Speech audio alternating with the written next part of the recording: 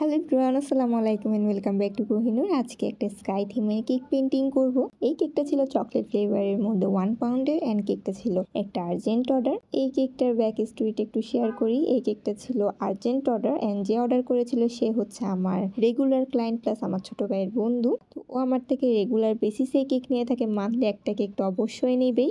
আর সব সময় আমাকে হুট করেই মেসেজ দিয়ে বলবে আপু কেক লাগবে। তো সেম ভাবে এই কেকটাও আমাকে অর্ডার করেছিল আর্জেন্টলি। তো আর কেকটা ছিল তার সামনে স্পেশালকে সরি বলার জন্য মেনলি। তো কেকটা অর্ডার নেওয়ার পর আমি একটু ঝামেলায় পড়ে গিয়েছিলাম যে আমার বাসায় যে ইলেকট্রিসিটি প্রবলেম, সেম ওই দিনও সারাদিন ইলেকট্রিসিটি নাই। পাশাপাশি আমাদের বাসার যে মোটরটা ছিল, পানির মোটর, ওইটাও নষ্ট হয়ে গিয়েছিল। মানে এই কেকটা আমার অনেক হ্যাজেলের মধ্যেই রেডি করতে হয়েছে। তো যেটা হয়, কেকের স্পঞ্জটাও খুব পারফেক্ট ছিল অ্যান্ড কেকের ক্রিম যেটা দেখছেন এটা আমি হ্যান্ড উইস্ক দিয়ে বানিয়েছিলাম, মানে হাতে বিট করে বানিয়েছিলাম, বিটার ছাড়া, যেহেতু কারেন্ট ছিল না। ক্রিমটাও পারফেক্ট ছিল, কিন্তু যেহেতু একটা লং টাইম কারেন্ট ছিল না, যার কারণে আমার যে ফ্রিজটা ছিল ওইটার টেম্পারেচারটা ডাউন হয়ে গিয়েছিল। মানে এই কেকটা একদমই কুল টেম্পারেচার পাইনি। মানে ফ্রিজে রেখেছিলাম আমি কেকটা বানানোর পর, কিন্তু ফ্রিজ একদমই ঠান্ডা ছিল না। কিছু করার নেই, লং টাইম যখন ইলেকট্রিসিটি থাকে না তখন এই প্রবলেমটা হবে। তো কেকটা ডেলিভারির 2-3 ঘন্টা পরেও আমাকে মেসেজ দিয়ে আপু কেকের টেস্টটা,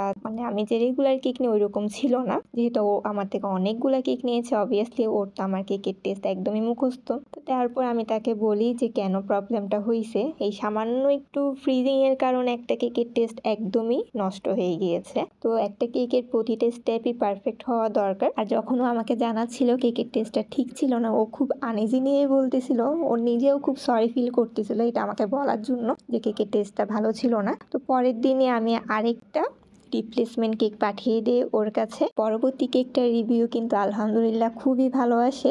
ওর কথা মতো ওইটা নাকি আমার থেকে নেওয়া সবচাইতে বেস্ট একটা কেক ছিল।